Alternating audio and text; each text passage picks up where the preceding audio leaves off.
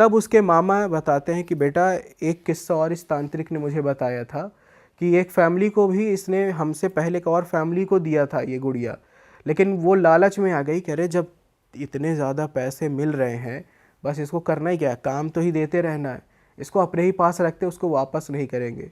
कहते कि वो फैमिली 6 महीने के बाद धीरे धीरे इतनी पागल हो गई और कहाँ से कहाँ चली गई कुछ पता ही नहीं चला। कहते हैं कि 56 दीवार की एक खासियत होती है कि ये इनविजिबल हो जाती है, साथ में आप इसको हर वक्त काम दो, और अगर जब इसका कोई अगर आप इसको काम नहीं दोगे ना तो धीरे धीरे ये इतनी पावरफुल होती है कि ये खुद ही आपका मालिक ये बन जाएगी। ऐसा होता है 56 दीवार का। तो जब वैलिडिटी है आप उसको देख उसको छोड़ दो। तो ये था। पर इसमें जो आत्मा होती है वो कौन सी एंटिटी होती है? मतलब कि कोई भी प्रेत आत्मा है जैसे जो भटक रही है, तो वो भटकती हुई आत्मा रहती तो उसको हम लोग ज़बरदस्ती बांधते हैं तांत्रिक लोग। अब उनको पता होता है जैसे अब कच्चा कलवा बनाने के लिए वो किसी भी आत्मा को नहीं पकड़ सकते ना, वो स्पेसिफिक बच्चे की कोई आत्मा होती है उसी को ही पकड़ते हैं। तो उसी तरीके जब ये 56 दीवार को बनाना होता है तो उसके लिए भी किसी ना एक ऐसे स्पेसिफिक आत्मा को ही पकड़ते हैं। जैसे गिट्टी विद्या में जिसकी अकाल मृत्यु हुई हो उसको पकड़ते हैं, तो 56 दीवार के लिए भी कुछ अलग ही होगा। तो ऐसा है भाई, ये तो पहली बार नाम सुना है यार, और बड़ी खतरनाक चीज है। तो ये मतलब इनसे गलत काम ही करवाने होते हैं कि तुम गोल्ड लेकर आ जाओ या कैश ले आओ, चोरी कर कर गलत काम ही करवा रहे थे। अब कोई इंसान है अगर वो किस लिए अगर वो कभी पकड़ा ही नहीं जा रहे थे कि किसका गोल्ड चोरी हो रहा है, किसका कैश आ रहा है, वो पता ही नहीं चलता कभी। अगर आप समुद्र से वो ऐसा घर ही चुनती थी वो कि जहाँ से पैसे अगर थोड़े थोड़े करके गायब हो रहे हैं तो पता ही नहीं चले। समुद्र से आप पानी निकालते रहो तो कहाँ पता चलेगा। और स्टार्टिंग में वो जो इस बंदे को दिखी थी नीम के पेड़ के नीचे, तो वहाँ पे क्या कर रही थी वो? कोई काम भेजा होगा, काम करने के लिए भेजा था। उनको भी वही चीज़ था कि वो काम करने के लिए जब भेजते हैं तभी वो दिखी होगी, उसको लेने के लिए भेजा होगा, हो सकता है कि जाओ बस स्टॉप पे ले या उसे पता होगा ना कोई आने वाला है, स्वागत करती हूँ उसका। भाई यार ये तो बहुत ही यूनिक एंटिटी है 56 दीवार। और ये डॉल भाई दिखती कैसी है थोड़ा बता। बताया तो कि माटी की गुड़िया, जैसे ऐसा लगेगा कि हाथ से बनी हुई मिट्टी की गुड़िया है, जैसे काले जादू में यूज होती है मोस्टली। बस वैसा ही। वो कपड़े का होता है, वो मिट्टी की होती ये तो एनाबेल की भी वो निकली नानी सही में भाई। पर ये वैसे घर के सारे काम कर देते। पर एनाबेल दीवार नहीं वो कर पाती ना भाई। और किस्सा आप लोगों को सुना हुआ एक नेक्स्ट और भाई है, नेक्स्ट। हाँ बताओ। इससे ज़्यादा भी डार्क है, इन दोनों स्टोरीज से ज़्यादा डार्क है। मतलब कि किससे जैसे जैसे बताता जाऊंगा वो और ज़्यादा यूनिक भी होगा और आप लोग को और ज़्यादा हो जाए भाई। खतरनाक है। एक किस्सा है, ये भी पहाड़ों का ही है और पहाड़ी एरिया का भी है, और जो मैंने आपको बताया पहले ही कि ये किस्सा भी रोनिन ने ही बताया था, उन्हीं के ही गांव का है लेकिन उनके किसी और पड़ोसी का, मतलब उनके रिलेशन में ही आते हैं। कहते हैं कि वो जो किस्सा है वो वहाँ के पूरे गांव जानते हैं उसके बारे में, लेकिन कोई बात नहीं करता। एक मतलब कि सबके सामने ऐसा हम लोग बैठे, अरे भाई वहाँ पे तो ऐसा है, कोई ऐसे खुल के बात नहीं करता। कहते हैं कि उनके पड़ोस में मतलब कि काका काकी रहते थे, वो कहाँ चले गए, उनके दोनों बेटे कहाँ छोड़ के घर चले गए, कभी आज तक नहीं बताया। वो ज़िंदा हैं कि मर गए नहीं पता। उन्होंने बताया कि भाई ये 2008 की बात है, और जो काका काकी रहते थे उनका दूर का कोई रिलेशन था, उनके 2 बेटे थे। जो बड़ा बेटा था वो चंडीगढ़ में जॉब कर रहा था और छोटा बेटा वो घर पर ही था। अब ये हुआ कि नॉर्मल फैमिली थी, अब पहाड़ी साइड में खेती वगैरह ये सब होती है, तो वहाँ पे खेती करते थे, फैमिली एकदम ठीक ठाक थी, नॉर्मल। अब बताया कि 2000 मतलब कि आगे 1 साल के बाद क्या हुआ कि उनके लाइफ में कुछ चेंजेस होने लगे। कि दीपावली के दिन की ये बात है, दीपावली जैसे बीता उसके कुछ दिनों के बाद इनको एक ज़मीन का डील मिलता है, वो भी बहुत सस्ते रेट पे।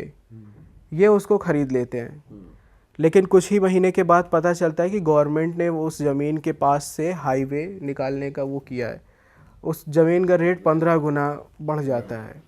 अब अचानक गांव वाले कहे अरे इतने बढ़िया किस्मत यार, अचानक इतना ज़्यादा वो हो गया। फिर उसके बाद बताया कि भाई 1 साल के बाद हमारे गांव में मतलब सूखा पड़ा था, लेकिन उनकी जो फसल थी सबसे बेहतरीन फसल हुई।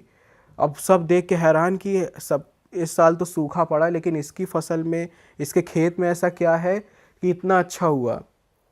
अब कहते हैं कि अब और जगह का तो नहीं पता है मुझे, देखा भी है मैंने, लेकिन जैसे कहते हैं कि पहाड़ी साइड में जैसे ये सारी चीज़ें जब अजीब होने लग जाती है ना, लोग समझ जाते हैं कि ये कोई साधारण नहीं, कुछ ऊपर ही चक्कर है ये। तो वैसा ही कुछ था। फिर उसके बाद उनके पड़ोसी जो दुश्मन थे, जो काका काकी थे, अचानक क्या हुआ कि उनके बेटे का एक्सीडेंट हो गया। उनकी जो गाय थी वो भी 1 हफ्ते में मर गई। उसके बाद क्या हुआ कि जो उनके बेटे का जब वो एक्सीडेंट हुआ तो नीचे की पूरी बॉडी पैरालाइज हो गई। सब कुछ उनका मतलब धीरे धीरे जो अच्छी चीज़ें उनके साथ होती थी, लेकिन जो उनके दुश्मन होते थे वो बर्बाद होते थे। फिर कहे कि यार धीरे धीरे इसी तरह वक्त बीता। फिर बाद में पता चला कि जो काका थे ना, अचानक उनको मतलब गांव में पता चला कि उनको हार्ट अटैक आया और उनकी डेथ हो गई काका की। यानी कि कुछ साल तो बहुत अच्छे से जिए, लेकिन अचानक से ही डेथ हो गई, जबकि क्या है कि एकदम हेल्दी थे वो। बाद में जब ये डॉक्टर आए तो उन्होंने बोला कि सोते वक्त ही इनकी इंस्टेंट डेथ हो गई थी, लेकिन पता नहीं कर पाए कि हाँ आखिर एग्जैक्ट हुआ था क्या, बस यही नाम लगा दिया कि हार्ट अटैक आया था। अब उनके बेटे को भी बुलाया गया, वो वापस आया। 13 दिन के बाद जो क्रियाकर्म होता है वो सारी चीज़ें की। अब बेटा जो था वो रहने वाला तो शहर का था, वाइफ भी उसके साथ आई थी, और वो पैरानॉर्मल चीज़ों पर यकीन नहीं करता था। अब हुआ क्या कि उन्होंने कहा कि यार ऐसा है कि चलो अब पिताजी तो ऐसे हो गए, अब घर को सेटल वगैरह करके अब हम लोग भी चलते हैं, क्योंकि उनकी वाइफ भी बोल रही थी कि ऐसा है कि अब हमें चलना चाहिए, अब मुझे यहाँ पे मन नहीं कर रहा गाँव में रुकने का। बोला ठीक है। जब वो घर को सेटल कर रहा था तो उसके ऊपर वाले फ्लोर पे एक कमरा था जो कि बंद था और ताला लगा हुआ था, ऐसा कि काफ़ी सालों से वो ताला लगा हुआ है और सिंदूर वगैरह कुछ ऐसा करके लगा था। तो उसने काकी से पूछा, यानी अपनी माँ से, कि माँ ये बताओ कि ये इस कमरे ये क्यों बंद है, क्या ताला वगैरह क्यों लगा इसमें? तो काकी ने बोला कि बेटा ऐसा है कि इस दरवाज़े को मत खोलना, क्योंकि तुम्हारे पिता ने मना किया था कि इसके अंदर जो चीज़ है उसे छूना नहीं और ना ही इसके आसपास भटकना। तो बोला क्या माँ फालतू की अंधविश्वास वाली बातें, क्या पिताजी मर गए ना, अब तो मैं ये खोल सकता हूँ। तो उन्होंने कसम वगैरह दी कि नहीं तू नहीं खोलेगा। कहे ठीक है। जब सब सो गए, अब वो होती चुल होती है, माने ही नहीं, वो गया रात को ताला तोड़ा और जब कमरे में गया तो 8 बाई 8 का कमरा था, कुछ भी नहीं था कमरे में, ना कोई फर्नीचर ना कुछ, बस एक कोने में एक लाल कपड़े में कुछ लिपटा हुआ रखा था। और जब वो पास गया तो क्या देखता है कि उसके चारों तरफ लाल कलर की सूखी सी, जैसे सिंदूर या कुछ ऐसा होता, खून एग्जैक्ट था वो खून पूरा सूख गया था। साथ में जैसे जब पता नहीं किस जानवर का मांस इधर उधर पड़ा हुआ था, हड्डी वगैरह, और वो लाल कपड़े से ढका हुआ था, बहुत गंदी स्मेल आ रही थी। तो अब उसको लगा कि यार लगता है कोई टोटका वगैरह है, मेरे पापा भी ना पता नहीं क्या ये सारी चीज़ों पे यकीन करते थे, फालतू की चीज़ें रख लेते घर में। तो उसने बड़बड़ाते हुए कपड़ा हटाया तो क्या देखता है कि जो उसका मुहाना है घड़े का, 6-7 इंच का घड़ा था, वो उसका जो मुहाना होता है वो मोम से उसको सील किया हुआ था। वो उसको खोलता नहीं है, बस उसको हिलाता है कि शायद कुछ सिक्का वगैरह हो कुछ। तो वो देखता है तो ऐसा लगता है कि कोई रेत या राख भरी हुई है। कहता है कि यार पता नहीं क्या ये अंधविश्वास में फंस गया, मैं भी इसको रखता हूँ, मैं चलता हूँ। वो घड़े को नहीं खोलता, वो रख देता है और दरवाज़ा बंद करके चला आता है। लेकिन यहीं से फिर उसकी लाइफ बिल्कुल चेंज हो जाती है। उसी रात क्या होता है कि उन्होंने, जैसे पहाड़ी साइड में लोग कुत्ते रखवाली के लिए पालते हैं और गाय भैंस अपना ये सब रखते हैं, तो उन्होंने भैंस पाल रखी थी। तो रात को बताया कि करीब 1:30-2 बजे अचानक से उनकी भैंस चिल्लाने लगी और इतनी ज़्यादा तेज़ चिल्ला रही थी जैसे वो बहुत दर्द में है। जब पूरी फैमिली बाहर आती है तो देखते क्या है कि जहाँ पे वो लोग भैंस बांध के रखते हैं उधर ही वो दीवार पे अपना सिर पटक रही है वो भैंस। अब वो लगातार पटक रही, इतना पटक रही, उसके सर से खून बहने लगा। अब घर वाले रोकने की कोशिश कर रहे हैं, लेकिन ऐसा लगा कि कोई है एनर्जी जो उसको मतलब कि रुकने नहीं दे रही है। अब वो इतना पटकी कि लास्ट में उसका सिर ही फट गया और वो भैंस उधर ही मर गई। और ऐसा था। दूसरे दिन वेट आया, जो जानवरों का वो करते हैं रखवाली वगैरह, जो इलाज वगैरह वो सब, वो आया तो बोले कि मैंने आज तक कभी ऐसा नहीं देखा कि जानवर सुसाइड करते हो, ये कुछ और है। इतना बोल के वो चला गया। फिर दूसरी रात क्या हुआ कि जो उनका बड़ा बेटा था, उनकी वाइफ के साथ वो अजीब चीज़ें हुई। रात को ही उसके तकिए पे मतलब इतने ज़्यादा ऐसे लगे कि कोई उसके बालों को नोच रहा है, और जब वो अगली सुबह जब उठती है तो उसके आधे से ज़्यादा बाल झड़ के पूरे बिस्तर पे और तकिए पे पूरे लगे हुए होते हैं। मतलब पूरे बाल ही झड़ गए, ऐसा कि नहीं कि किसी ने उखाड़ा हो, नहीं, वो नेचुरल जैसे झड़ते एकदम पैचेस पड़ जाते वैसा पड़ गया, और पूरी बॉडी पे स्क्रैचेस थे नाखून के। जब उसने ये बताया अपने हस्बैंड से यानी उनके बड़े बेटे से, तो कहने लगा अरे सपना होगा क्या? अच्छा सपना है तो फिर ये स्क्रैचेस और फिर ये सब क्या है? अब उसके पास भी कोई जवाब नहीं था, बट एक होता है ना ईगो होता है कि नहीं भले ही वो गलत है लेकिन ईगो होता है नहीं सही बोल रहा हूँ मैं, नहीं सही है। तो वो चीज़ उसने बोला कि नहीं सही है, ये चीज़ सपना देखा होगा तुमने, नींद में अपने से ही किया होगा। बट वो नहीं मानते, डॉक्टर के पास जाते हैं, डॉक्टर भी दवा वगैरह देता है, फिर वो सेटल हो गया। तीसरी रात क्या होता है कि वो चीज़ उनके बड़े बेटे के साथ होती है, तब आगे खुलासा होता है कि आखिर ये है क्या। अब उनका जो बड़ा बेटा है वो जब सो रहा था रात को अपनी वाइफ के साथ करीब 2:15 बजे, उसको ऐसा लगता है कि उसका सीना भारी हो रहा है। अब वो सीना भारी तो हो रहा है, उसने सोचा नींद में जैसे कभी होता है कि हम गहरी नींद में होते हैं या कभी चेस्ट पे हाथ रख के सोते हैं तो हमें भी ऐसा महसूस होता है। तो उसको पहले लगा कि शायद कुछ ऐसा है, लेकिन जब सांस वो नहीं ले पा रहा था तब उसकी आँख खुलती है। क्या देखता है कि उसके पास कोई चीज़ 3-4 फीट की उसके सीने पे बैठी हुई है, और उसका जो शरीर है ऐसा लगा कि जैसे किसी जानवर की जो खाल नोच दी जाती है, आधी चमड़ी होती है आधी वो, तो वैसा था पूरा। मतलब आंखें एकदम गड्ढे से, और छोटे छोटे छोटे छोटे दांत थे उसके अंदर, और उसका जो बॉडी है नॉर्मल, लेकिन उसके हिसाब से मतलब शरीर के हिसाब से उसका सर काफ़ी, जो सर था वो काफ़ी बड़ा था। इंसान का था जानवर? नहीं, मतलब कि वो इंसान जानवर का कुछ मिक्सचर था ऐसा कि मतलब वो एग्जैक्ट वो उसको वो रिकॉग्नाइज ही नहीं कर पाया कि आखिर ये है क्या। बस गड्ढे और छोटे छोटे दांत, और वो अजीब सी आवाज़ में उससे कह रहा है मुझे भूख लगी है, मुझे खाना चाहिए। वो बोलता है, जो परछाई उसके ऊपर बैठी थी, लेकिन उसे महसूस हो रहा है कि उसका सीना जल रहा है। जब उसने चीखा तो उसकी वाइफ ने तुरंत लाइट ऑन किया तो देखता है कोई नहीं है कमरे में, लेकिन उसके शर्ट पे 2 छोटे छोटे हाथ के निशान एकदम जले हुए, ऐसा लगा किसी गर्म लोहे से जलाया गया हो, वो निशान बना हुआ था। बाद में जब उसने अपनी माँ से बताया तो उसकी माँ बिल्कुल रोने लगी, कहने लगी बेटा मैंने तुझे मना किया था कि तुम मत जाना उस कमरे में, सच बता तूने वो कमरा खोला था ना? तो कहता हाँ माँ खोला था मैंने। क्या था वो? कहे बेटा अब तू गलती कर बैठा है, अब मुझे नहीं पता कि अब आगे हम लोग के साथ क्या होगा। कहते बताओ तो माँ क्या चीज़ है वो? तब वो बताती हैं कि ये जो चीज़ है ये तुम्हारे दादा के ज़माने से है, ये दादा के ज़माने से वो चीज़ है, और ये तांत्रिक ने बताया था तुम्हारे दादा को कि इसको अपने पास रखो, और जब भी तुम्हें सफलता पानी हो या धन या दुश्मनों का नाश करना हो तुम इसे अपने घर में पालो, रखना नहीं, पालो इसे तुम। और पहाड़ी साइड में, अब मैं वर्ड बोल देता हूँ, बान बोलते हैं। बान का मतलब होता हुआ है पाला हुआ भूत। जो पहाड़ी साइड के लोग हैं वो समझ गए होंगे, तो बान बोलते हैं उसको। और लेकिन उसका एग्जैक्ट नाम है गुल्लन। जो नाम है जिसको पाला गया वो होता है गुल्लन। अब जैसे किसी चीज़ को बोलते हैं वहाँ बान यानी पाला हुआ भूत, अलग अलग नाम है। तो अलग तरीके की ही एंटिटी है। हाँ ये अलग है। अब ये चीज़ जब पता चला कि बेटा ये तुम्हारे जब दादा थे, दादा ने फिर तुम्हारे पिताजी को बताया कि इसको कैसे मैनेज करना है, क्या करना है। उस तांत्रिक ने बताया कि इसकी एक शर्त है, अगर तुम इसको रखते हो तो तुम्हें इसे हर अमावस की रात को जानवर का खून और सड़ा हुआ खाना इसे देना होगा, और अगर ये कुछ और बड़ा काम अगर करवाओगे तो इसकी डिमांड भी बड़ी होगी।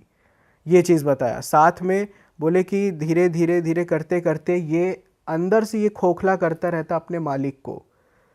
तब वो उन्होंने बताया कि बेटा तुम्हारे पिताजी को पता था कि इसको कैसे क्या देना है, कैसे इसको मैनेज करना है, वो सारी चीज़ें, लेकिन अब वो नहीं है।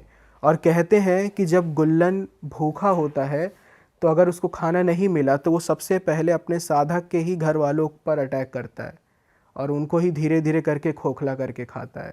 ये चीज़ थी। फिर उनकी माँ ने बताया कि बेटा अब गुल्लन तेरे पीछे पड़ गया है क्योंकि तूने उसे छू लिया है और अब तू उसका मालिक बन गया है। अब ये चीज़ जब पता चली तो वही पहाड़ी साइड में गुर के पास गए, जैसे हम लोग नॉर्मली तांत्रिक के पास जाते हैं, वो गुर के पास गए और वहाँ पर जब वो आए तो उन्होंने बोला कि ये बहुत पुरानी विद्या है, ये शमशान से मतलब बनाई जाती है, और इसको करने के लिए क्या होता है, गुल्लन का मैं बता देता हूँ क्रिया, शॉर्ट में ही बताऊँगा कि इसको जो सिद्ध किया कैसे किया जाता है, क्या करते हैं, एक मतलब कि राख की, एक मतलब नॉर्मल राख से नहीं, शमशान की ही राख से, जैसे अकाल मृत्यु टाइप का होता है वैसा एक माटी टाइप का उसको मिला के गुड़िया बनाई जाती है। गुड़िया बनाने के बाद उसमें जो साधक होता है उसमें अपना खून और अपना पसीना उसमें डालता है, उस डॉल में, उस माटी की गुड़िया में, ताकि वो गुल्लन उसकी महक पहचान सके और उसके वो साथ हमेशा रहे। साथ में पहाड़ी जगह पे जहाँ पे दो रास्ते मिलते हैं उसको बाऊ बोलते हैं, वहाँ पे हमें गड्ढा करके उस डॉल को उसके अंदर डाला जाता है और 41 दिन तक लगातार हमें वहाँ पे जाके दिया जलाना होता है, और बिना पीछे मुड़े हमें वो वापस जलाओ और चले जाओ, मुड़ के नहीं देखना है। जब 41वीं रात वो दिया जल के अपने आप बुझ जाए तब आप समझ जाओ कि गुल्लन आपके साथ हो लिया है और वो आपका सिद्ध हो चुका है वो। फिर आप उससे कोई भी काम कराओ, इसकी कोई वैलिडिटी नहीं होती, कुछ नहीं होता।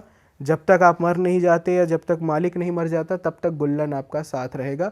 बस शर्त ये है कि उसे खाने के लिए जो चीज़ें शर्त हैं वो आप उसको देते रहो, नहीं दोगे तो फैमिली पे ही अटैक कर। और कैसे भी काम करवा लो, किसी को बर्बाद कोई भी, करवाना अच्छा है, कराना कमाई हो, बुरा करवाना है। कराना है, कुछ भी ऐसा है।